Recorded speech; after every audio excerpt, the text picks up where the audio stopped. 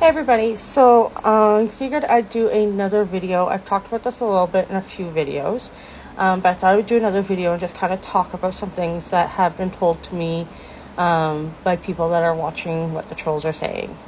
So the one thing the trolls like to pick apart is that my doctors are calling my condition undiagnosed gastroparesis. So they keep liking to point out that I don't actually have gastroparesis. Undiagnosed means you don't have it. Right, technically speaking. But that, again, gastroparesis is a medical term. Same with the functional dyspepsia. This is legit what I was told by a GI specialist out of Hamilton Sick Kids Hospital.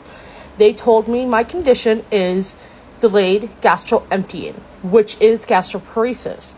I just don't have the title of gastroparesis simply because my delay is only at 8%, not 10% or more, according to the last gastroemptying study I had done.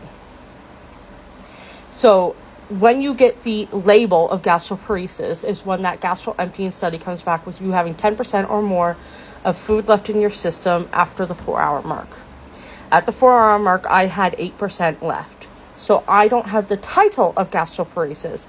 However, having 8% left after 4 hours does give the diagnosis of a gastroemptying delay. I'm not sure exactly how the wording is, but there is a delay in my stomach emptying. So where most people would be near empty at 4 hours, they would have like 2% or less or something like that. I had 8%. So that does show there is a delay there. It's just not significant enough for the gastroparesis title. And again, the GI specialist at a Hamilton Sick Kids office said those are literally just medical terms. They mean butt kiss. They didn't say butt kiss, but they said it means nothing. They're just medical terms that mean nothing. They said whether you have gastroparesis, it's just a term for between doctors, right? So doctors communicate. They say, oh, functional dyspepsia, oh, gastroparesis. But at the end of the day, the diagnosis of delayed gastroemptying is still a significant issue, and that's why I've got the feeding tube. A lot of times they like to say that I pushed the doctors to give me the feeding tube. I kept demanding it. Well, if that was the case, if I actually did be the one to convince doctors to give me a feeding tube because I would just kept hounding them, or I somehow bribed them or whatever, they don't just give feeding tubes to shut you up. Maybe they would with the nasal tubes. Maybe. I still highly doubt that.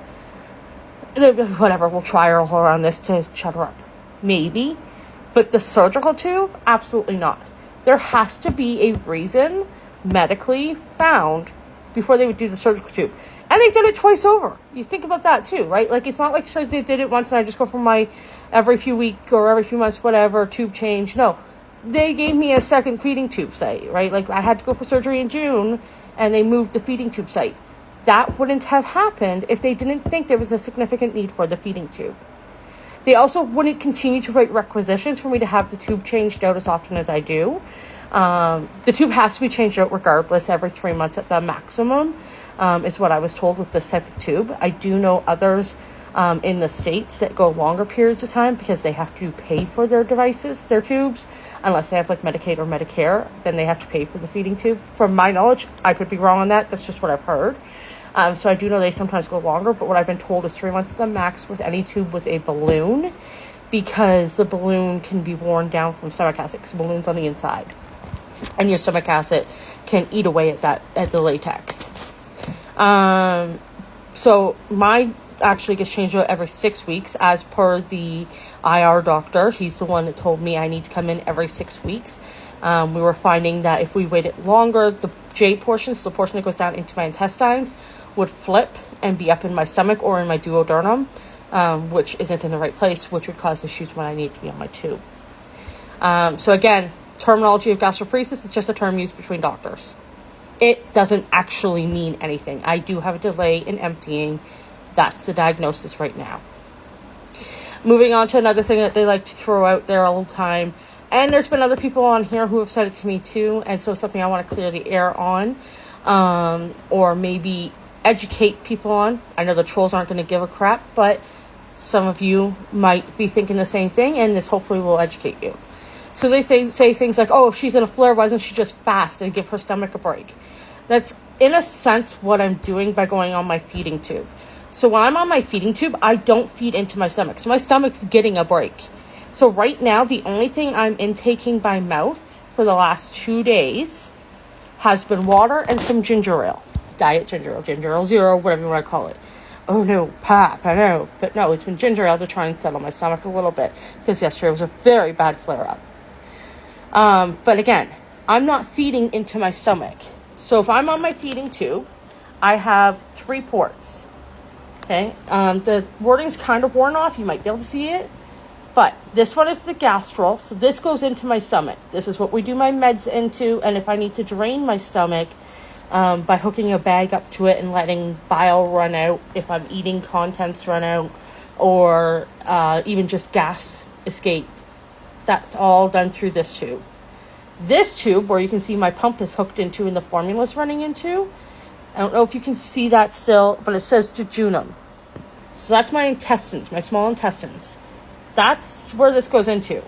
I'm not feeding into my stomach. So by being on my tube, I am giving my stomach a break, because my stomach is not having anything go into it except for anything I intake orally. Which, again, the last 2 days has been water and ginger ale. And that's been it. And again, I know the trolls aren't going to believe me, but I don't care. Anyways, so I wanted to kind of point out a couple of those things that have come up by the trolls. Just to educate anybody who may also be thinking the same thing. Just because you have those thoughts don't mean you're a troll either. Let me make sure I say that. I'm not calling you a troll just if you have those thoughts. The trolls are because they do other things too, right? They harass me, they bully me, whatever. If they just said those couple of things, it's whatever. So, all in all, gastroparesis is just a medical term used between doctors. It doesn't actually mean anything. The actual diagnosis is delayed gastral emptying. And by being on my feeding tube, I am giving my stomach a break, because I don't feed into my stomach if I'm on the feeding tube. It feeds into my jejunum. The other thing that I've been told is that I'm being said to not be insulin resistant, and that's why the insulin pump's not covered. Incorrect. I have a high insulin resistance. I have shown this. I've shown my blood work where it shows the insulin resistance. The reason the insulin pump's not covered is because I'm not type 1 diabetic. That's the only reason. To be covered for an insulin pump in Ontario, at least, I don't know about Canada-wide, but in Ontario at least, you have to be type 1 diabetic and be on multiple shots of insulin a day. So the pens, my injections that I do, I have to be on multiple of those a day and it not working, and I have to be type 1 diabetic to get it covered. Because I am not type 1, I can't get it covered. I have tried. My doctor tried. And there was just, unfortunately, no wiggle room with ADP. They will not cover it unless you are type 1. I think that's everything. If you have any questions, let me know. And I always do my best to answer them. And if you see anything on those troll pages that, make you question anything, let me know. I'm happy to answer everything. They think they know everything about me, but they actually know, very little. Very, very little. Because everything they say is all made up and their own narrative and things that they believe to be true. But they're not living my life. They don't go to the doctors with me. They don't hear my medical, diagnosis. They don't see any of that. I don't think they even care, because, again, I've proven time and time again my conditions. But they have their own narrative to follow, right? So, but yes, questions, concerns, comments, let me know. I'm happy to answer. Okay, lots of love, guys. Bye.